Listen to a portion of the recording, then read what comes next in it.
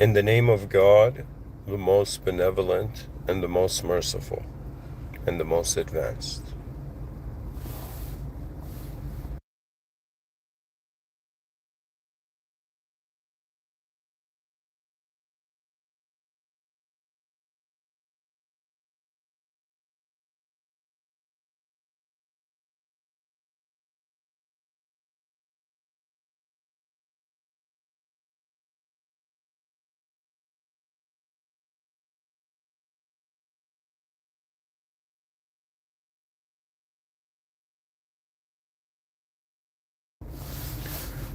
What does it mean to wonder about beyond what the macro and micro problems of your species are?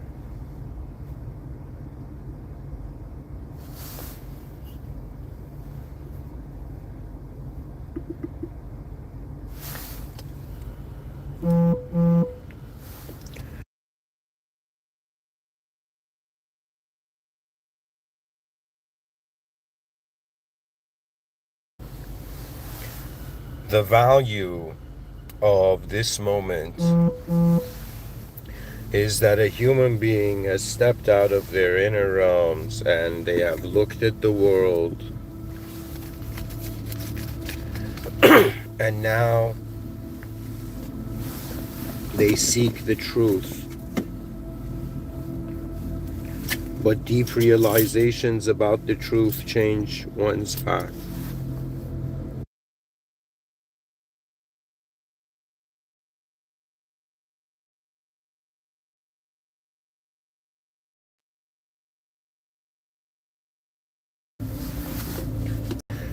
For tonight's lectures, for tonight's lecture,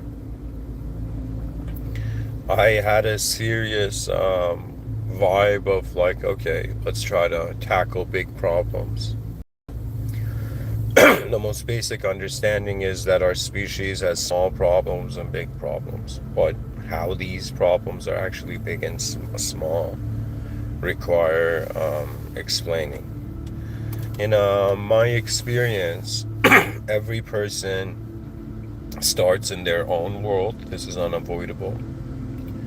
This means that they are convinced by their initial experience of meaning. That means how life is happening to you, or how you're happening as a moment of being, is what you consider to be real. But there is the realization that what is real can surpass just a conditional being.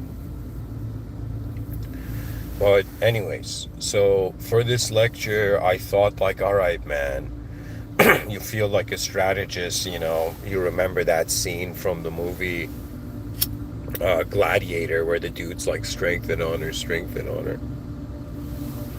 And people don't realize like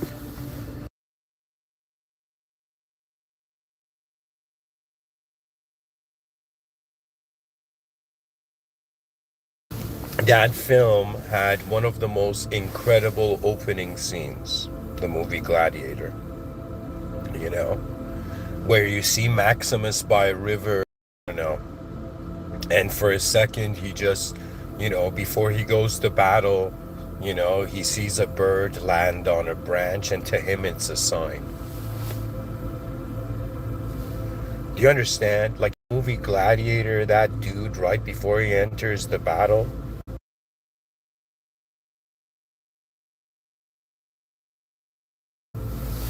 he suddenly has this bird land on a branch beside him, and he's like, just like how Sun Tzu says in The Art of War, the general that is aligned to the heavens is the victor. What's up, guys? Welcome to the chat. Questions about the content are like appreciated. If you see further, or if you see in different ways, or if you feel I have blind spots, let me know. I'll appreciate that. Let me know in the chat.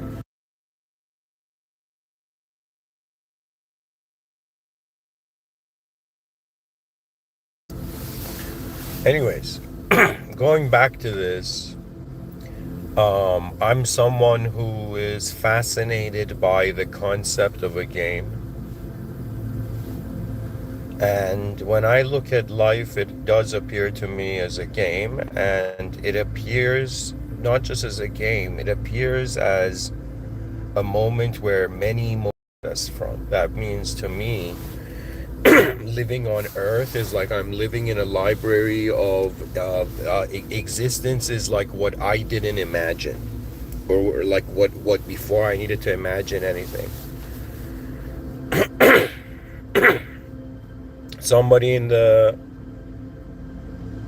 chat section says, "Love, love you, Jesus, and one God, Jesus, sister, brother, please."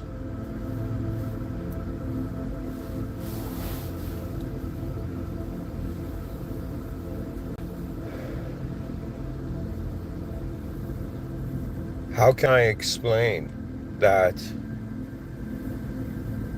there is a system admin beyond the conditions of existence? There is a power in the world. If there is a Christian audience, I guess to you this would be interpreted, you know, like through the Trinity. You see God as the Son, God as the Spirit, as the Holy Spirit, and God as the Father, right? Now, God as the Son is like the manifestation of God. God as the Holy Spirit is the communication of God. And God as the Father is the original, unconditional, causal power to the world.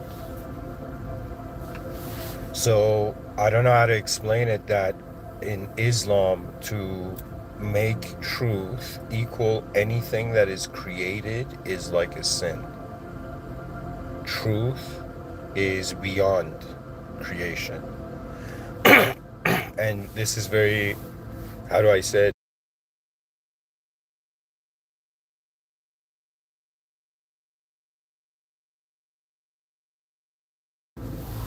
Anyways, so welcome to the chat, guys. Now back to this. See, my fascination is the reason I talked about the movie Gladiator is because in my life that was like the first archetype of a general that entered my consciousness. Do you know? And to me, that was the archetype of a man who had certainty in a deeper dimension that made his outer life very easy to me.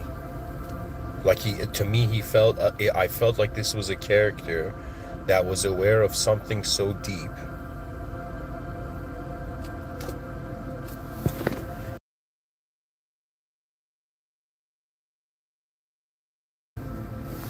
He was experiencing life in a way that I guess others were not. And anyways, I'm just trying to tell you there's a joy, as I don't think this is just limited to the masculine archetype, you know. Usually, you know, think of it this way. We are there since there, like right now, like in current civilization in 2026, even if you ask AI, you're going to see they're considering from a 300,000 year time span, right? So 300,000 years up to now, there has been 117 billion humans that have existed. Currently, 8.1 billion of these humans are alive, and that means 7% of the human species is alive so far. Now, to me, there's something very fascinating. Because when I say micro problems and macro problems, it's another way of saying like some problems are solved by zooming into the moment. Some problems are solved by zooming out.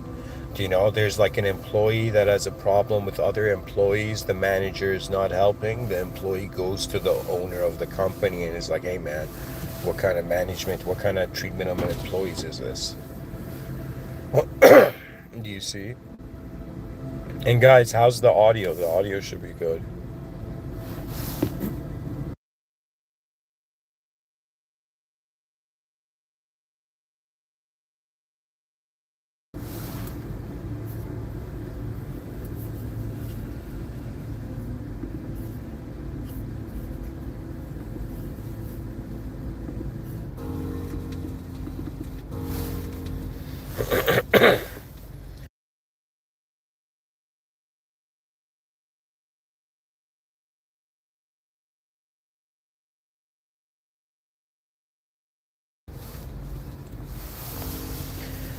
So 8.1 billion humans are alive right now, and to me, the reason I talk about wondering about even beyond the micro and macro is because when I look at what these 8.1 billion human beings are doing, they're living in cultures that self-idolize, which is so funny, you know.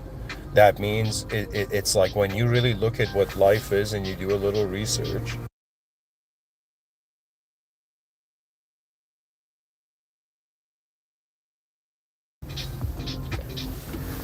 When you do a little research, you realize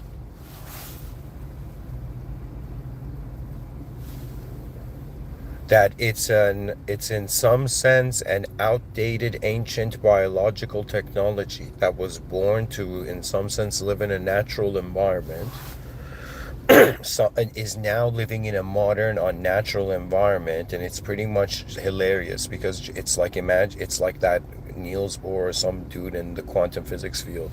They asked him like, what are quantum physics experiments like, and he's like, man, it's like we took a jaguar and we put it in a cage, and then we're saying that's what a jaguar is.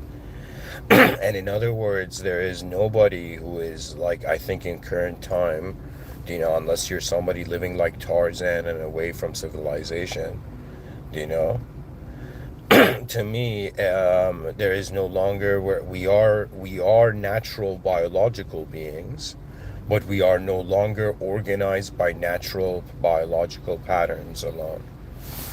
That means the reason human beings suffer is because civilization was not designed with the human experience in mind. It was designed for, like, how do you play the game of who gets the content in the world? Right? To me, a part of me is like, wait a minute, could it be that not enough questions have been asked?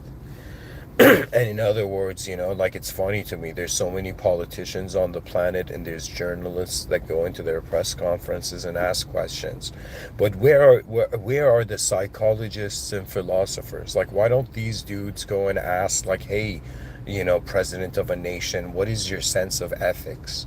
What is your sense of morality? What is actually going on? Can you be the first honest president? Or then in some sense be like, okay, for how long? Are human beings going to ignore the fact that they're all human? That means when you ignore the greatest common denominator, like, to me, how you sign up for a gym and you get like a membership card, or a tag or something, right? you know so similarly to me, when I think about, okay, there's this very, like, the most advanced intelligent activity on the planet that's occurring, it's called the human intelligence activity. We're all born in as a part of it, but it seems to me that we in some sense give up in trying to understand what the world is, and try to in some sense live in our inner realms. But I'm telling you, there comes a moment where you'll get bored of what you know. And if you don't get bored of what you know, then in some sense, how do I explain it? Like, you're like living in a photograph. The world isn't like, they conditioned all of us to treat life as if it's a known, like, known noun, but it's an unknown verb. And so the presence of God is very different than how the human brain can process the idea of God. Okay? And when I talk about God, people are going to be like, Mr. Within, what is God to you? I'll tell you. I'll use it in a way that is like the truest sense to me. Right now, like, this is the way I'll explain life. I'm inside, as we all are, in front of my eyes. This is a very important point. In front of my eyes, I am inside an existential simulated system. Okay? I'm inside an existential simulation in front of my eyes, as all of you are. Think of it this way: in front of our eyes, we're all in the same existential server. Okay, and imagine we're users in a system. And it's very important for you to understand a system. And the easiest way to understand a system, okay, is imagine like a cake and you cut it into pieces. And it's like those pieces have a relationship with one another, but they're all being one cake. Okay, you understood everything about systems thinking. Let's go, okay? So it's the same thing that you realize it's a simulation, yes, but it's a systemic simulation. It's a system, and we right now, me speaking, you listening, we're elements in this system. But what is the true value?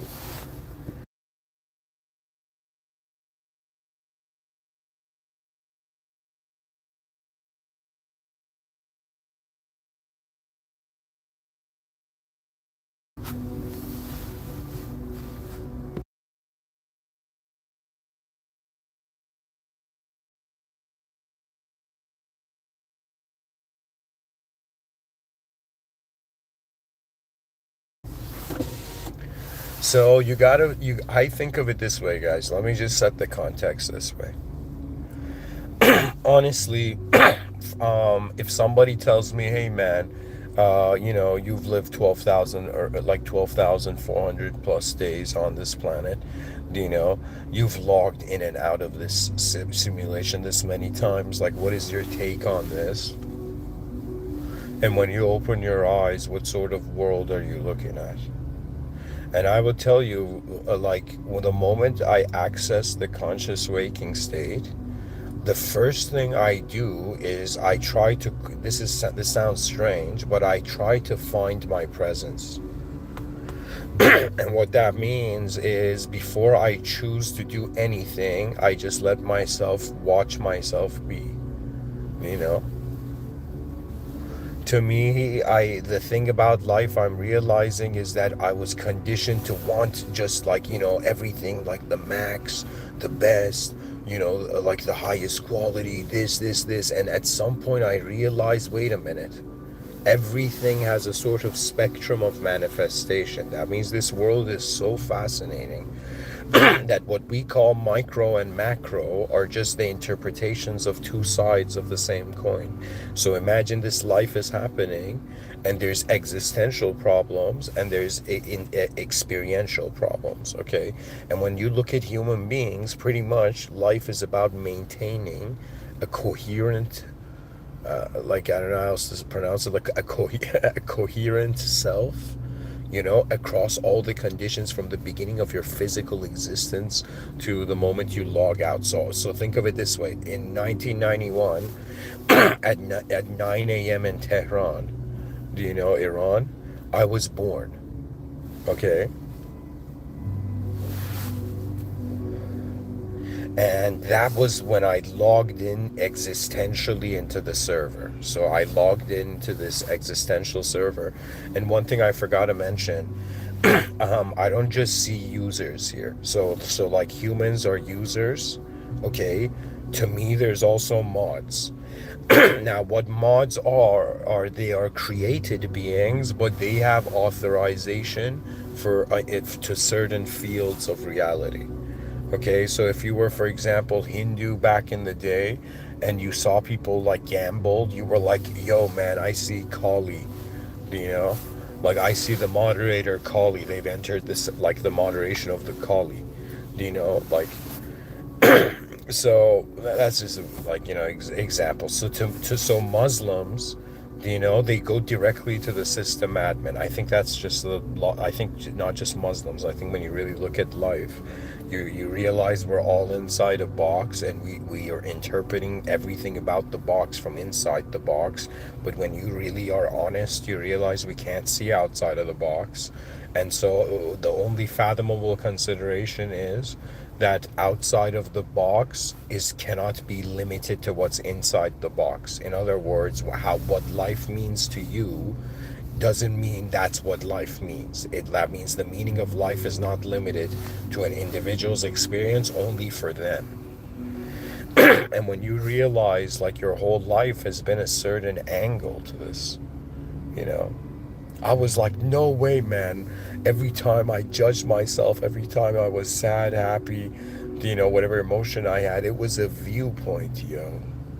I was standing in existence as an experiential moment of awareness, wondering who is really telling the story here. Am I the original being? Or is the moment a simulation and there's an original being beyond it? Or what is the relationship of the original with the simulated? And so my mind became fascinated, not just about the reality of divinity, but I began to see that there is a way to acknowledge the world, that it's not all in one dimension. That means the most simplest way of thinking is to think that everything has to make sense in one dimension. Okay, and doesn't mean there's other dimensions. It just means there's layers to the moment. That means somebody could look at an onion and somebody could be like, yo man, I see one onion there. And somebody's gonna be like, no dude, there's layers.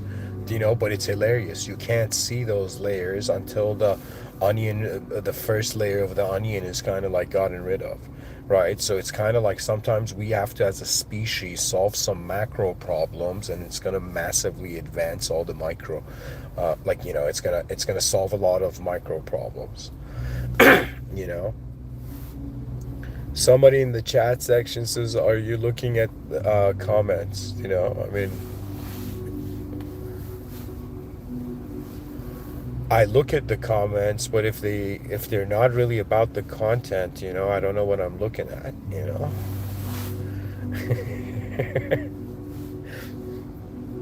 See, folks, people think that truth has to be like how they contain life has to be how everything in reality has to be, but that's the brain's mode of being familiar and looping in safety. So to me, there is something very fascinating, that life is this game, and I'm telling you, yo, human species, we got micro and macro quests. Micro quests like survive, eat food, drink water. Do you know, like physically survive as an existential entity. All right, man, I solved my micro problems, And then the macro problems are like when you solve your micro problems and you're like, wait a minute, man. I keep solving a micro problem and it reappears again. I keep solving it, it reappears again. Eventually you realize you need to solve a macro problem. And there's a story here that a math teacher in Iran told me, when I was very young. And this math teacher, legit, he was like a physics teacher, but he was teaching mathematics, His name was Mr. Teherani, and he shared the most next level story. Like, I felt like he blessed every kid in that classroom that heard that story, okay? And so Mr. Teherani said this story that, he was like a very, advanced student. But what happens is that he enters the most advanced physics school in the country, okay? And when his final exam is about to come, he's like, he would play soccer all the time, and so he didn't just have and he was like playing soccer, and so one night he realizes he's been playing soccer so much that his final exam is arose, right? And he has to cram for his final exam. And so what does this guy do? This guy says he had no choice. He had to stay up and and what he did was he found the hardest problem on the exam, and he spent the whole night understanding it and solving it and being able to completely solve it. Okay? And the moment he spent the whole night and he didn't give attention to any of the other problems, he didn't even look at the other problems. He took the biggest problem, the hardest problem on the exam that could potentially arise, and he studied it, understood everything about it, and that's how he crammed. And then he, the moment he finished completely understanding it, he knew, right? And then he just, turned off everything and slept. The next day, this dude goes to the exam hall. Okay, he writes the exam, and he's telling the classroom all this story, right? And he says he finds the hardest problem, solves that problem first. And then when he goes to all the other problems, he's never seen them. He didn't spend time looking at them and become familiarizing himself with them. But because he had understood how to solve the hardest problem, he understood all those problems and they were easy. So that's the key, that sometimes you got to solve a macro problem in your life, and it's like it makes all the micro problems easier to solve. It makes when you solve a macro problem in your life, micro problems are like you feel like a more advanced being to the micro problems of your life, right? And for me, my whole vision is, why not the most advanced civilization? Why not the whole cosmos in the presence of the Most High? Theologically, we were commanded to say the divine names, and all manifestation bow to the source of our greatness. And so to me, I find that the same thing's happening now. Man must in some sense do the divine performance, say the divine names. This is all like visual on some level. What this means is that the most advanced civilization known in this sector of the cosmos will occur here on this planet. And that was like this is like my destiny to share this with you. The most advanced expression of our species. Our species will become so advanced that all the species on this planet, when they are illuminated as well, when they suddenly are, introduced to a superior awareness,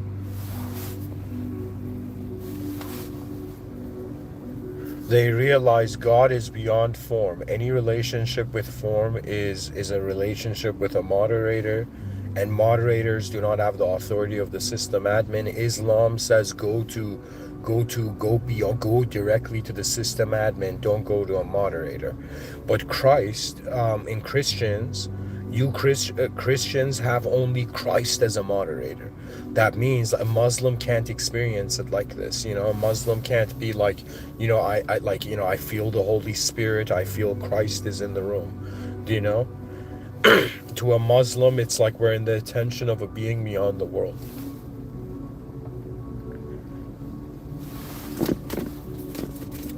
So I don't know, reality is different. In some religions, mods can intercede. In some religions, mods cannot intercede. To me, I'm like, okay, why should I, if I was an employee in a company, right, and I was like in that company for a while, if one day I suddenly woke up to like, yo, I could look at things differently, I would immediately go introduce myself to the owner of the company. Because the whole point is, what is the authority of destiny? It's not limited to human will. I firmly believe that, a person can expect whatever. Like, I could say, yo, the future's going to be like this, be like that. But ultimately, it's not based on just human will.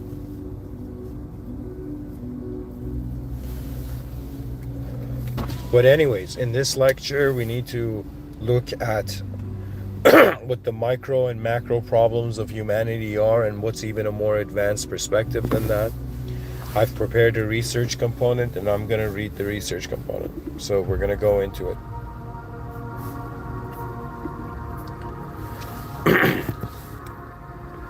So, to understand, this is ChatGPT 5.2, the research component. We're reading to see what other ideas are out there in the world. To understand humanity's, just a second.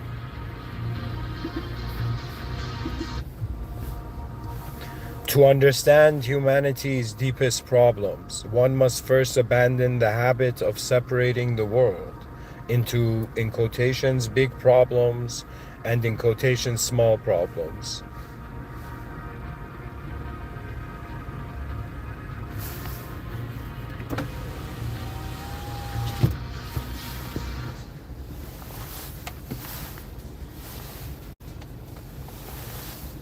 At the most advanced level, macro and micro problems are not different categories.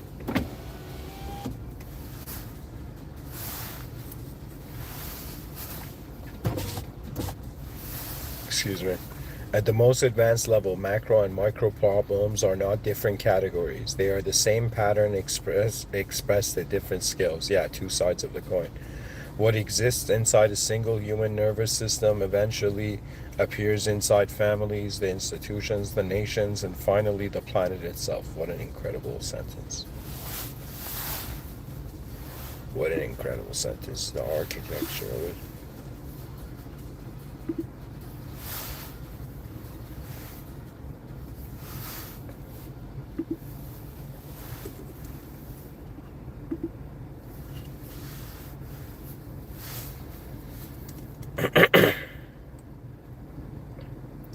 So I'm going to read that again. What exists inside a single human nervous system eventually appears inside families, then institutions, then nations, and finally the planet itself. The mistake of modern thinking, the mistake of modern thinking is to treat global crises as external events when in reality they are delayed reflections of inner states. The most advanced way to think about macro problems is therefore to ask what inner condition must exist for such a problem to appear at scale. War is not a geopolitical anomaly. It is fear and identity dysregulation multiplied by technology. Corruption is not a political failure. It is excuse me. It is self-deception rewarded by systems. Environmental destruction is not ignorance. It is short-term desire overriding long-term responsibility. Every macro failure is downstream of a micro misalignment that was never corrected in time. Likewise, the most advanced way to think about micro problems is to understand that no inner distortion remains private. Do you know what that means? That means, I'm going to pause here, guys. What that means is that you might think you're not important. You might think you're just a statistic, but you don't understand what's occurring behind your eyes eventually will find its way to the most external positions of the system. Do you know? That means what started as Edison being like, yo, man, I wish I had a mini sun in my room. And suddenly his mind was like, yo, bro, what is that? It's like, okay. And eventually it led to the light bulb. For example, the dude wanted his son, private his own son. You know, more than just what candles provided, you know. Guys, Edison evidently was such a genius. I mean, later on he became maybe possessed or demented, I don't know. But like when he was young, back in the day, his mother was like giving birth in like a rural area, right? And so what he does is there was only candlelight, and Edison was like a young kid, and his mother was giving birth at night, and he goes and finds all the mirrors in the house, comes and puts them behind every candle, and his mother is like, it like increases the light of everything, and his mother's like fascinated by this as she's in labor or something. Back in the day, it was like a bit more chaotic reality. Okay, but anyways, guys, I'm gonna keep reading. Environmental destruction is not ignorance. It is short-term desire overriding long-term responsibility. Every macro failure is downstream of a micro alignment. Excuse me, every macro failure is downstream of a micro misalignment that was never corrected in time. Likewise, the most advanced way to think about micro problems is to understand that no inner distortion remains private. Excuse me, I had read this one. An unregulated ego does not stay contained within one personality. I'll read that again. An unregulated ego does not stay contained within one personality. It shapes response. Oh my God, I'm going to pause here. Guys, do you know what that sentence means? That means if you're a person who's irresponsible, okay, for maintaining yourself, if you're irresponsible for maintaining one sense of yourself, your psyche's gonna fragment. So all those people who have multiple personalities is because I mean, I'm not going to assume it's because of brain damage, but I'm going to assume because they have been some trauma has made them irresponsible of being their simplest self. That means something is like in their experience, they haven't been allowed to simply be. So their mind is trying to find strategies to be. And when your sense of self is kind of broken, okay, then every emotion will manifest as a sense of self. So all these people who think they have multiple personalities, they don't understand because they've become they somehow believe they have this limiting belief that they're irresponsible for being able to be one sense of self, right? They're letting their emotions generate their sense of self. Do you know? So I've seen this in people. Do you know? To me, psychology has always been fascinating because I've understood life is not just what you see in front of your eyes. What you see in front of your eyes is really based on what's inspiring these life forces that we are to move.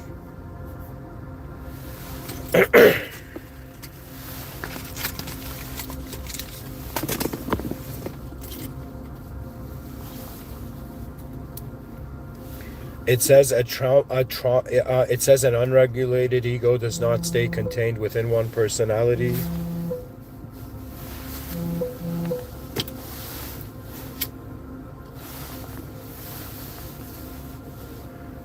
It shapes relationships, cultures, and institutions. So it's very important that advanced humans regulate their egos, their senses of self.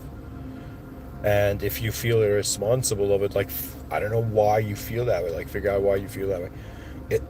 And then, okay, so it says, I'm going to continue reading. A traumatized nervous system does not only suffer internally, it externalizes instability into the social world. Humanity does not suffer from a lack of intelligence. It suffers from fragmented inner architectures amplified to planetary scale. True advancement begins when a civilization realizes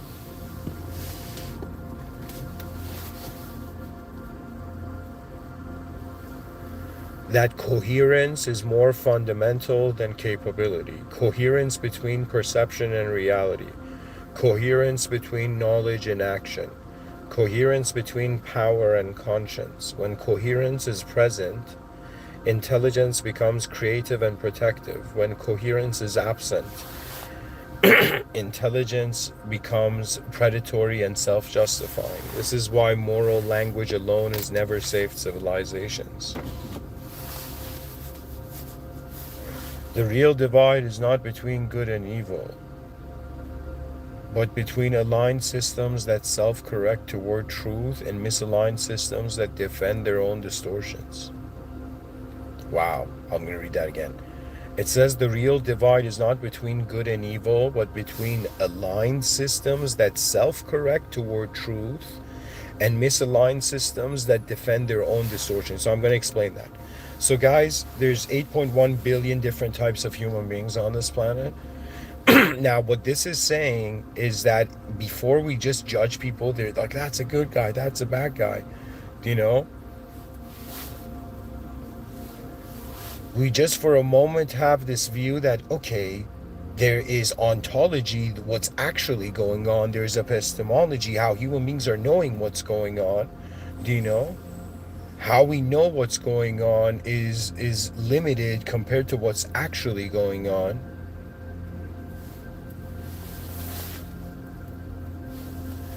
And so it says that there's human beings on this planet that they're like, okay, there's a system beyond how I'm seeing it. Like this artwork has meaning beyond what I'm just giving it, you know? And so they align to the greater values of the existential system they're experiencing. Okay? So you got to align yourself with something that is beyond you, that is greater than you.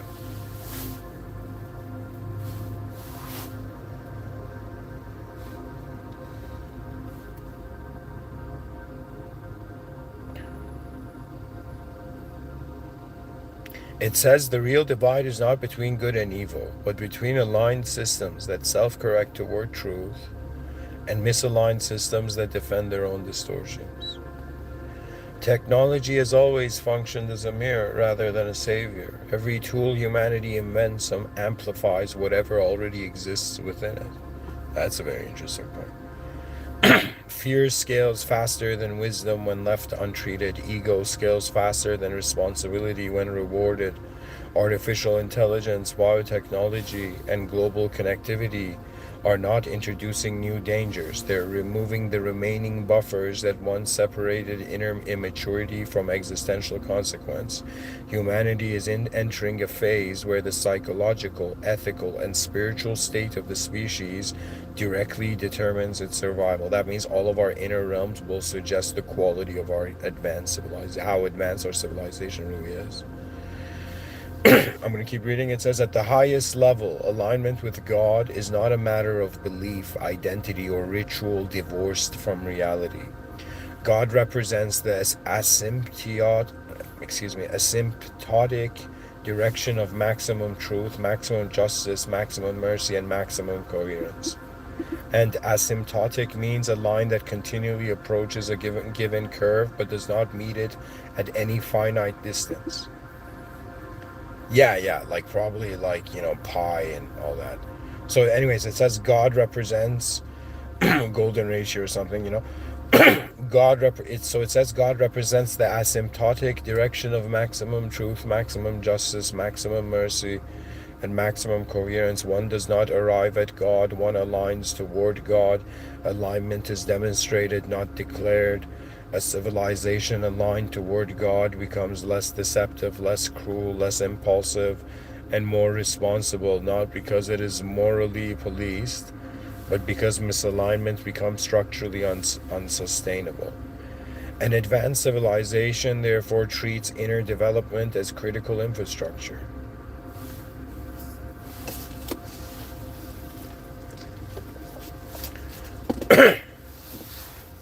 Emotional regulation, epistemic humility. What epistemic humility. What an incredible, those two words. Okay, anyways, emotional regulation, epistemic humility, trauma repair, ethical formation, and responsibility are not personal luxuries.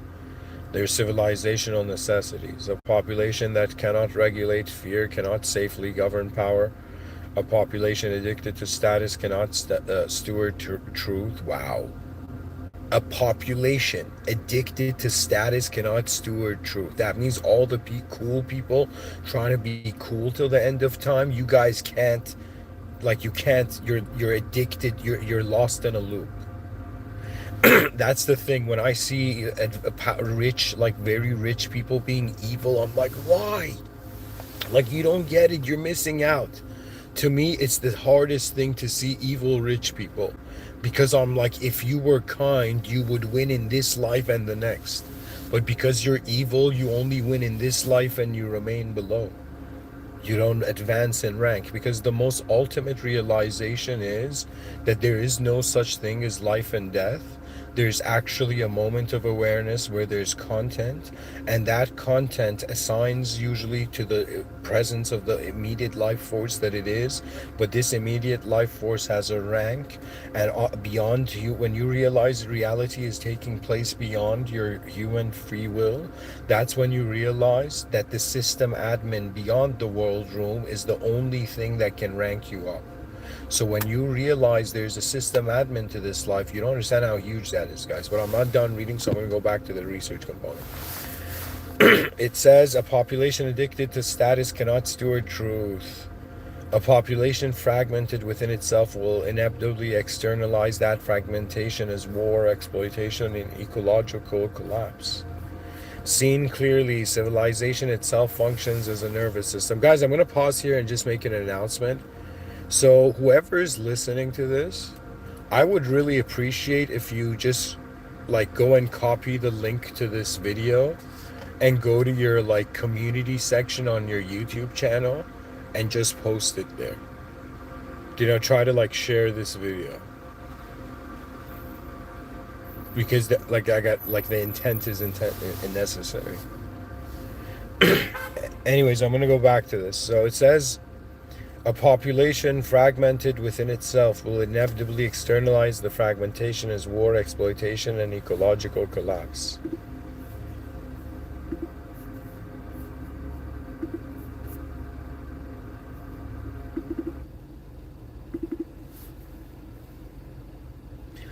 Seen clearly, civilization itself functions as a nervous system.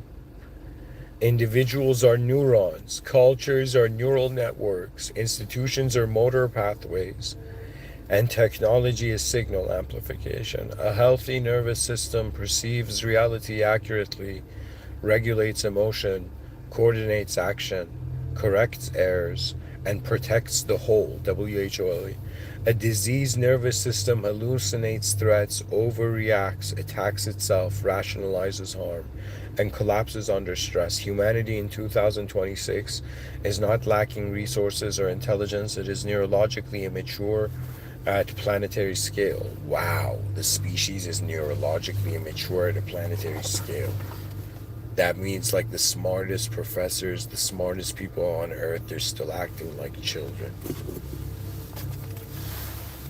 They're like, yo man, that 90-year-old billionaire who's controlling like, you know, the world from behind the scenes or something. It's like, why is that dude doing that? You know? And I think the biggest purpose of grandchildren is to look at their grandparents and be like, why are you doing that, grandpa? And the grandpa's like, my grandson's more important, you know, and becomes a good guy. You know, you don't understand it. It's all about how do we take care, what is the most advanced option? Like, honestly, the reason I say life is a simulation, and the reason even holy books say that, is because we're here for some time, we are present in a system, and so you need to update the system before you leave. That's how you know you were a smart being. I think you don't know if you're smart until like the last moment of your life. Did you advance the world, or were you just, you know, an observer?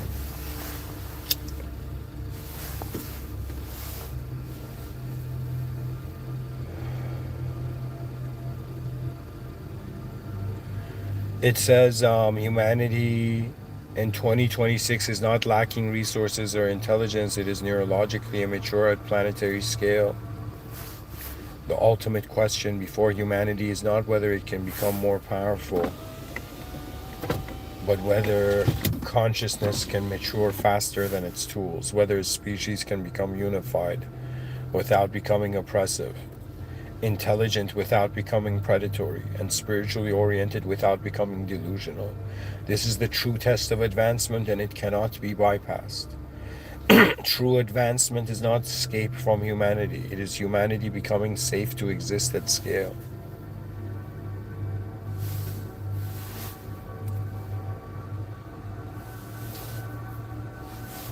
The hardest problem humanity must solve in 2026.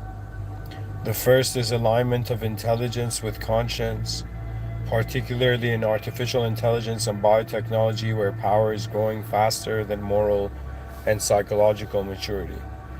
The second is epistemic collapse, and the inability to agree on reality itself due to misinformation, propaganda, and incentive systems that reward distortion over truth. That's really what I'm like trying to like serve. But I think I'm going to try to do the most I can. I mean, what else can we do? So it says the third is mass psychological dysregulation, including trauma, anxiety, rage, and identity fragmentation operating at population scale. The fourth is governance under complexity, where institutions designed for slower eras cannot respond ethically or effectively to rapid global crises. The fifth is the power unity paradox, how to coordinate humanity globally without coercion, authoritarianism, or loss of dignity. The sixth is short-term incentive dominance, where economic and political systems reward immediate gain at the expense of long-term survival. The seventh is spiritual immaturity, where religion, ideology, or meaning systems are used to justify harm rather than refine conscience. The kinds of people required to solve them, not ideologues but integrators, not conquerors but stewards, not loud performers but coherent thinkers. Humanity needs people who can think across psychology, systems, ethics, and technology simultaneously, regulate their own nervous system under pressure, tell the truth without cruelty, and show compassion without naivety. hold power without becoming intoxicated by it, place responsibility above status, and remain humble in the presence of complexity. The future will not be shaped by the most aggressive, the most charismatic, or the most confident. It will be shaped by those whose inner coherence allows them to safely carry the weight of the world.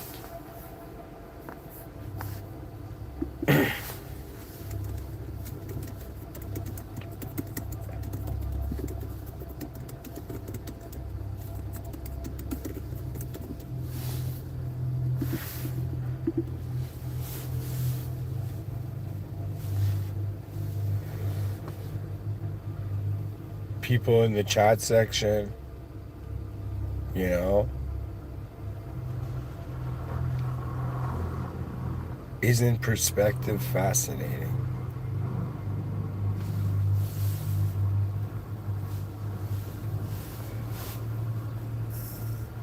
You know, back in the day, the Buddha had his story. Some dude's like, Buddha, what is the truth? And the Buddha's like, yo, you see that elephant? Right? It's like, imagine 8 people with blindfolds, like they were brought to this elephant and they were like, yo, what is this? Each of them had a different view of reality. The cool thing is, every human being alive, your value is you have a view on life that nobody else has, but you have to be conscious that that view on life is not the only view on life. And so we are parts of the moment physically.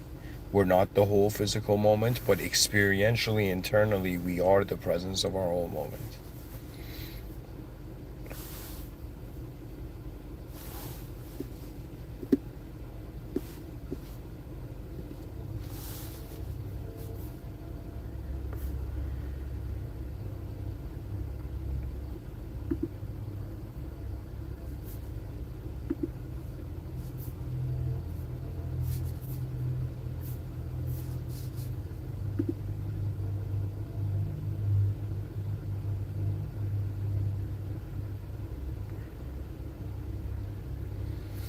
The true presence of humanity, the greatness of the vision of what we truly are, how we march on in this world beyond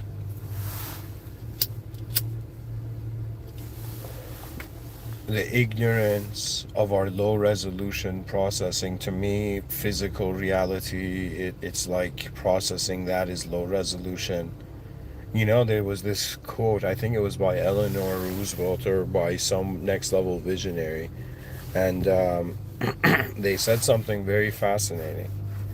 They said that small minds talk about people, average minds talk about events, great minds talk about ideas. Because deep down, how people are and how events occur, it's like first it's the ideas behind the eyes of the person and how their unknown awareness can choose between multiple thoughts or multiple modes of view to decide.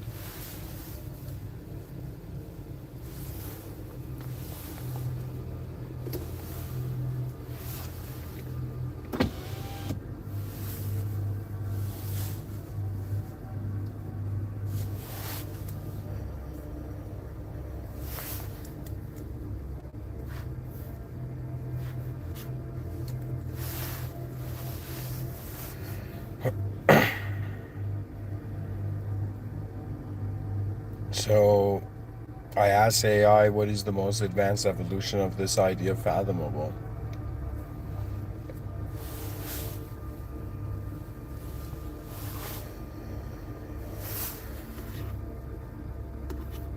Oh my god, it's too long. Okay, no, it's okay. So guys, this is the last part of the research component before I just, go into my own views on this. So this is what ChatGPT 5.2 is saying. I've been reading. So it says the most advanced evolution of this idea is the realization that humanity is not merely trying to solve problems, build civilization, or align with God as an external ideal. Humanity itself is the interface through which order, intelligence, and meaning are either expressed or blocked in the universe. At the highest level, civilization is not a project of domination or progress.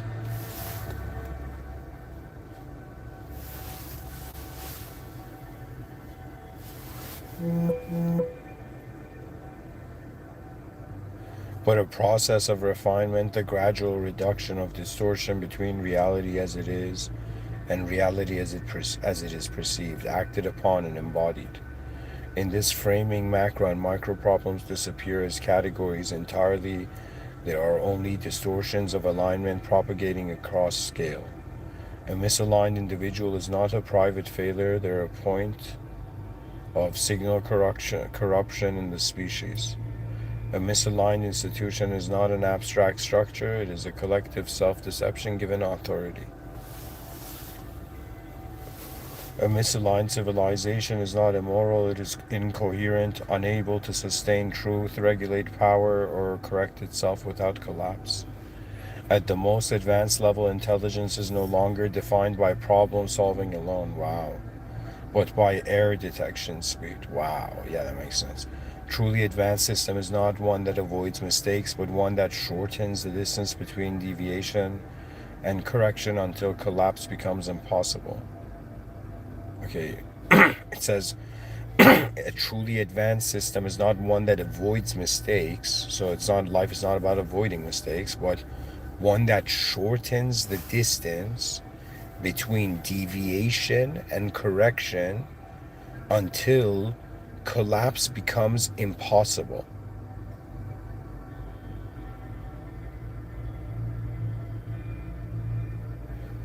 Well, that means that, what?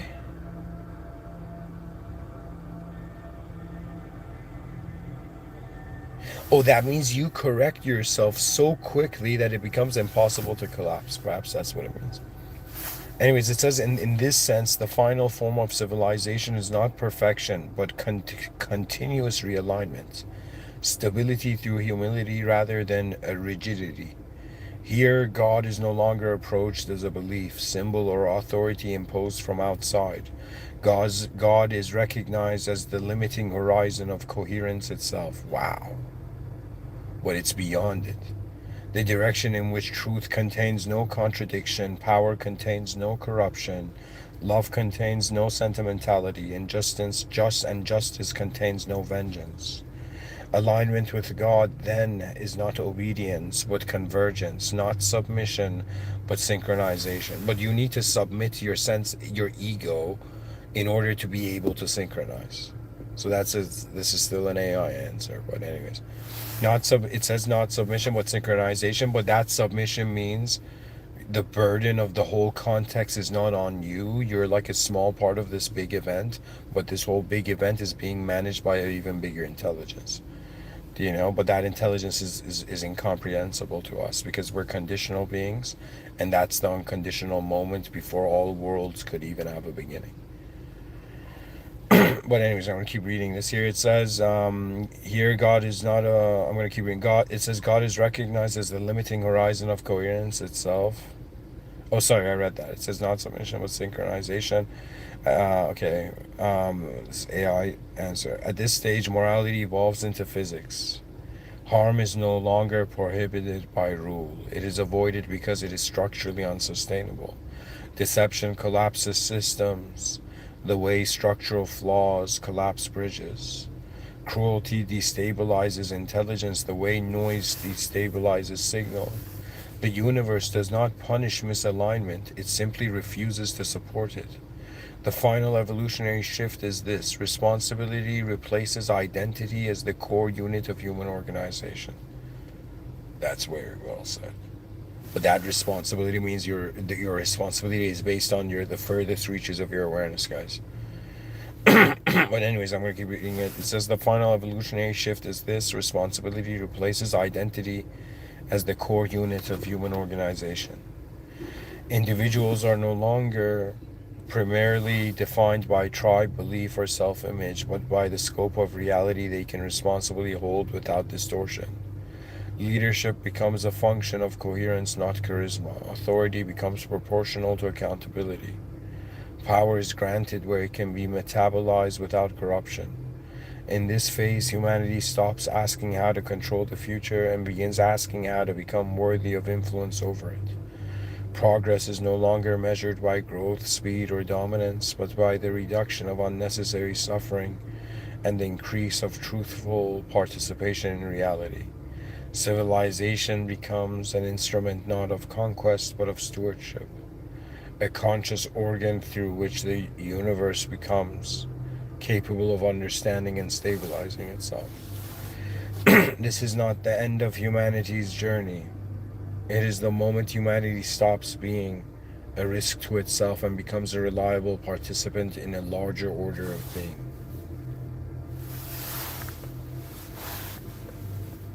So guys, I guess that's the end of the research component. I'm going to say a few words here. So, in the presence of like my furthest vision on this topic,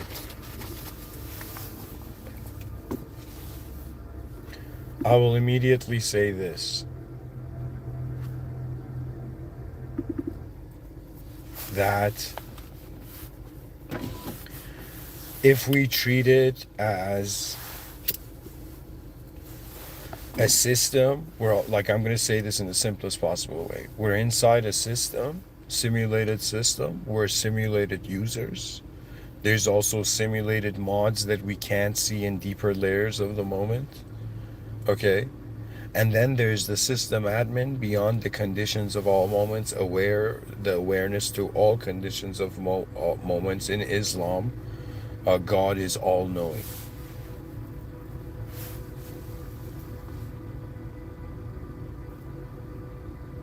So where all of this is leading is that I begin with the simplicity first, and when I can find mastery over the simpler dimensions, I can then find mastery in the complex dimensions.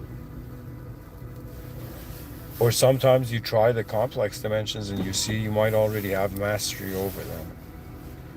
For me, what I'm trying to suggest to the human species... Okay, so let me explain this. Right now, how do I see macro problems? To me, it's based on the levels I see to life. Okay, so right now I consider that I'm a conscious moment of life. Like I'm not, like humans are not really that different from candles. Okay, like the candle waxes our body, the wick of the candle is like our brain and nervous system and all of this, you know? And so the flame is consciousness. And so we are like, we have a candela unit. Like every person has a glow. Like we don't see it, we only see the physicality. But there's an inner glow. And what is that inner glow? It means that you find you're not just your body. You find your body in a moment where it's your body plus the world and everything else. Right? So you're experiencing yourself as an awareness of a moment, and your body is a part of the moment, your thoughts are a part of the moment, like your inner events are part of the moment, but they're not the whole moment. And when you realize truth is beyond the whole moment, it's like life shifts into a different gear. Your heart begins to live. Your mind begins to learn from your heart. You know, one of the greatest blessings that a human being can receive. To care for the world. For the system admin cared to create us at all. Sometimes I'm fascinated that I exist. Like it's just fascinating. You know? Ever since I was young, guys, I was like, I had a dimension of myself that was silly. You know? And that means I'm like, wait a minute, every day I'm waking up and I'm having a new opinion on myself. What is this? How many senses of self am I? Every day I wake up, oh my God, a new day. And then after 12,000 times, you're like, okay, it's no longer, it doesn't feel like a new day anymore. It feels like I'm starting to notice that beyond what satisfied me, what is the greater events of the reality that we can access? To me, there is an original moment. The reason I'm speaking to all of you right now, deep down in my heart, is because I firmly, on some level, I know that I am a simulated being here, and I'm in a simulated earth right now. But there is something original within that is aware of the simulated, and that I can't explain. It's the unseen is in the jurisdiction of the system admin. That means I don't deal with mods anymore. I used to up to 2023, and then I realized that the burden of the realm. Let me tell you, like, I intellectually reached the conclusion that a higher agency was required for human psychology. Do you know what that means? That means when you realize there's infinite ways to look at life, you're like, okay, what way should I look at life? You know, and then you realize because you're inside the box and you don't know what's outside of the box, only what's outside of the box can truly see how you're inside the box. For me, think of it this way. When I say micro problems, macro problems, okay, if we consider that human beings, their experience of existence justifies how they treat existence, not how existence is, right?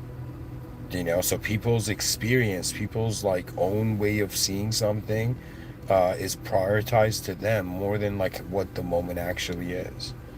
This is why people, when there's someone emotional around them, they're like, okay, pretty much the strategy of the human being is to maintain a coherent self across all the conditions of reality, and we've been doing that, but like for me, at some point, it's not like, oh my God, another new day, another new self. It's like it's looped too much for me. I've seen it happen too much. I've lived too much to just be an idea anymore. Okay, and so I've shifted gears into experiencing life as a presence. Now, what does that mean? That means, think of it this way. I'm this person in human history calling himself Mr.Within, and saying that there's this idea called Mr. Within's inner and outer realmism, and it means in front of your eyes there is a world. You have access to a world, and behind your eyes there is a world that you're living in before you actualize in the world in front of your eyes. So what does that mean? That means there's 3 dimensions here. There's the physical world, then there's the objective realm, there's the subjective realm, then there's the unknown, like instantaneously present awareness, witnessing awareness that you are, like witnessing life force that you are, aware of how subjects, like, because what the mind is the subjective remodifications of reality. That means, imagine you're sitting on the couch watching TV and you suddenly feel thirsty. Okay, and then you're like, in your mind probabilizes you've gone to, like, you're still sitting on the couch watching TV, but in your inner realms, your mind is like fast forwarded and opening the kitchen, opening the refrigerator, right? And suddenly being like, okay, what should I drink? Orange juice, iced tea, or in some sense just like tap water. It's like, what should I drink here? And so, like, it's like you're still sitting on the couch, but the mind has played with those probabilities. In other words, at some point you're going to realize there's no such thing as smart or stupid people. Really, what's going on planet Earth is about awareness. Okay, and to me, there's just those who can see it and those who can't see it yet. I mean, what else can I say? And 100% humanity has blind spots, therefore we cannot claim absolutism. So, to me, the outer realms and the inner realms, first the context has to be understood. So I'm saying, okay, I agree with everybody, we're in one world, but how this one world is consciously experienced is that outer realm, what we see in front of our eyes is the outer realms, what we see behind our eyes is the inner realms. Let's keep it as simply as that. Okay, now what I'm saying is there's micro problems in the inner realms, and there's micro and macro problems in the inner realms, and there's micro and macro problems in the outer realms. Okay, guys, do you know what I mean? This means that I'll give you examples. In front of my eyes, my macro problem is like my physical survival in a system, in a cultural, societal system. That's like a micro, like physiological existence is like a micro solving physiological problems. Those are kind of micro. Solving psychological problems, those are like more macro, because it's the psychology of the human being that leads to the physiology. In other words, one can see that trying to solve problems in the inner realms is like the macro problem, the main problem to solve. But in some sense, because when you solve that, then you solve the outer realm problem, because your outer realms is based on your inner realms. Do you know what that means? That means like you need, but like right now I'm giving this lecture, the sound waves have to enter your ear, your brain has to process it neurologically, and then you're like, yo, this is what this guy's saying, right? So do you understand? Like that's how do I explain it? Like, I gave a lecture called, I'm probably going to give another version of this lecture in the future, that the self eclipses, the world eclipses the truth. Sometimes your sense of self is eclipsing your truth. Sometimes your inner realms is not allowing your consciousness to clearly see the outer realms. I'm just fascinated. Like, to me, life, being alive on Earth, or if people are like, yo, man, what's your experience of your mind? I'm like, just like those Japanese shows where there were those giant robots in it, like that person in the giant robot had access to like a command center, like had access to some like technology HUD. Do you know what I mean? And there was like next level possibilities based on information accumulation and really like what the system was doing, and really in this life it's very fascinating, because there's a reason human loneliness exists, and there's a reason it's necessary to feel alone. And loneliness is different from solitude. Solitude is when you want to be alone intentionally. Loneliness is when you don't want to be alone and you're alone. Okay, but that loneliness is very divine, because in that loneliness you're left into observing what you are, and you observe your own presence, and you realize, what Lao Tzu meant, this Chinese visionary, when he said mastering others is strength, but mastering yourself is true power. How do you master yourself? You gotta observe yourself. When you observe yourself, what do you find in the human condition? You find a biological body, okay? And then you find like an awareness outside of the biological body in a sort of spherical moment range. Okay, so right now I'm a moment of awareness, and my body is like the center of it. So it's like right now from my eyes and my brain, I'm like that, like candle metaphor. There's like everything that I'm seeing in my awareness is being is actually being brightened by my inner meaning. But because I've lived on this planet for a while, I'm able to discriminate between my inner realms and outer realms. Ultimately, let's focus on the outer realm problems as much as the inner realms. Pretty much, these are just, let's say, two dimensions, two sides of the coin. Let's say there's a problem that is like a coin, has two sides, is double-edged. Okay, and when we want to solve this problem, technically there's two micros and two macros. Okay. So to solve the hardest problem, enabling all the other problems to be solved, so I think about it, okay, I have one lifetime on this planet. Should I keep looping and solve my endlessly repeating like micro problems? Or should I utilize my life force and immediately solve a macro problem, and then in some sense, and see what God wills next? How the system admin calls me forth, because on some level, death is strange. Death to some people is the final moment, but to religious people, and especially to Muslims, death is not the final moment. Meeting the system admin is. That means you thought that you were alone. Everything was being logged by the divine surveillance state. It's a fascinating world we're in. People can judge themselves, they can judge others, they can judge the world, but at some point they're going to get bored of how their mind constantly overlays on reality before seeing what reality is. People think courage is just running on a battlefield. No, courage is the ability to look at something again to see how accurately you saw it. I think that takes courage. I think it takes courage for human beings being like, yo, this Mr. Within is right. When he talks about, like, the unity of the species, us identifying not with, just like how the primitive people had paint on their face, we've put paint on the face of the earth and we're identifying with chunks of land. And I'm like, guys, let's identify with being human first and then identify with everything else.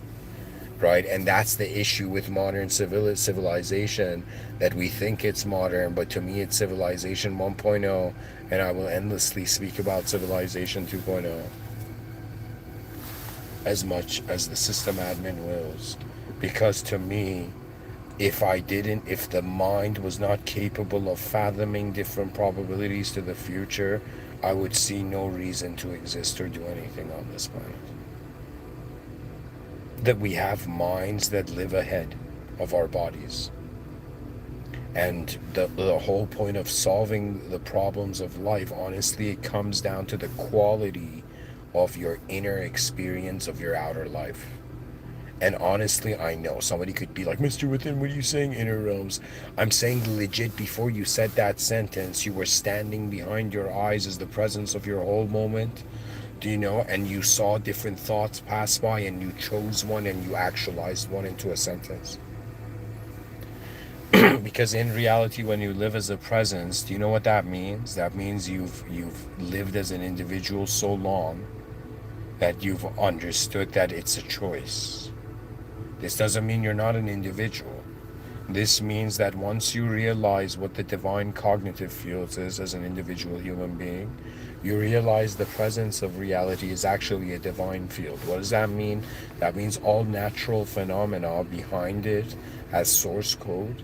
That source code is the commands of a system admin. Therefore, this reality, even theologically, it is mentioned that we are inside a commanded world. That means if people are like, yo man, how did the chicken and egg even appear? I'll be like, you can even ask the question, why did the chicken look like that? Why did the egg look like that? Why wasn't it a cubic egg?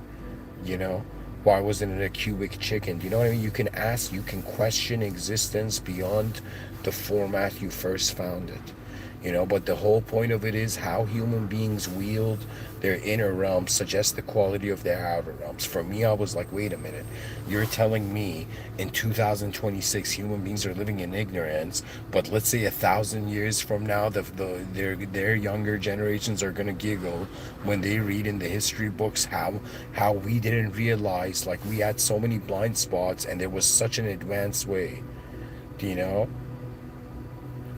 So what I'm trying to tell you is that the future generations are going to see all the stuff we're not seeing. This means all the stuff that means everything we don't see right now is where our advancement is. That means rather than people constantly trying to validate, yo man, the past said this was my past experience, this is the only way I see reality. I'm like, relax guys, I understand.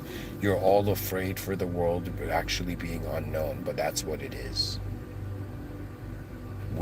What's going on right now, even before we think about macro problems, in an unknown world, okay, that means this is even not the original. It's like in an okay, let's say this is how I see the beginning. Before the beginning, there was the presence of an original, unconditional moment of being. This can be equated into an absolute being. This absolute being simulated and commanded creatures into manifestation.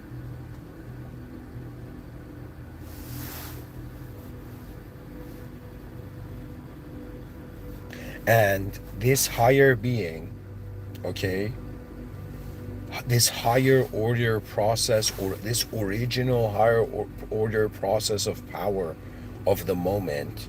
Okay, that means the world was born, a conditional world was commanded into manifestation by an unconditional original power. Okay, that unconditional original power for Muslims is Allah subhanahu wa ta'ala. For Christians is God the Father. For, I don't know, other traditions it could be something else. You know, different access point. You know? But where I'm going with this is the true presence of reality is actually the background awareness to every idea that has ever taken shape or form. Really, to become knowledgeable means noticing the unknown. The truth of reality is, in an unknown world, there arose an unknown self. This unknown self suddenly noticed itself beyond the food chain and beyond how the environment was looping it. Okay, and so there arose a known self. So there, in an unknown world, there was an unknown self evolving, or advancing, you know, or being commanded. Okay, and this unknown self world, in an unknown world, an unknown self arose. This unknown self suddenly noticed itself. It became a known self. The moment it became a known self, it could know the world. It then arose the known world. And we are beings that are born right now on a planet, okay, that we are, how do I say it? Every person, their identity is a sort of conditional position and a sort of response to the uncertainty of their own lives. That means if somebody's like, yo man, where does personality come from? It's like an unknown life force being like, what do I do with all the uncertainty? What do I do with the unknown?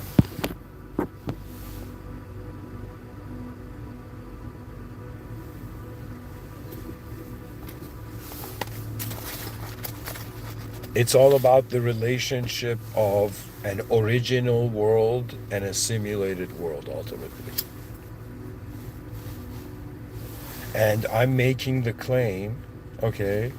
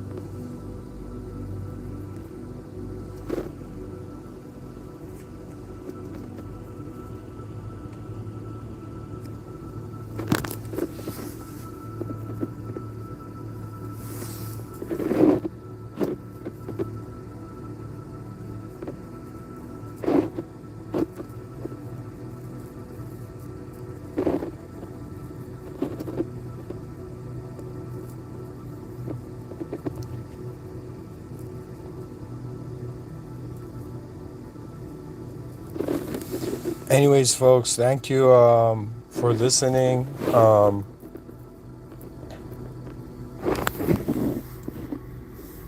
I'm going to say one last thing, and write in the comment section what you think that the most advanced micro and macro problems of the human condition is. For me, ultimately, I think a person can have whatever approach to life, but if you're not graceful, how can you end up in a graceful reality? So I was raised to realize, whatever reality I'm in, be kind in that moment, and, your nature, the divine nature speaks for itself. Anyways, thank you for listening, guys. You all have a divine nature beyond your human nature. That divine nature should advance and care for others and improve everything, because what else can we do? I'm saying the advanced civilization is the greatest idea, and the most advanced power is the system admin, the God, right? But it's the God beyond ideology. That means they're like, explain God. I'm like, you're telling beings inside a box to explain what's outside of the box. You know, we must have faith in why the box is even here, why we exist in these ways, to be kind and honor people's space, you know, to allow them to, in some sense, you know, perhaps, you know, you know, a person may not be impressive at the beginning, but they might be impressive later, you know. People change over time in so many ways. Anyways, guys, thank you for listening. In the name of God, the most benevolent and the most merciful and the most advanced, and may the human species be guided in the most advanced way. Have a good night.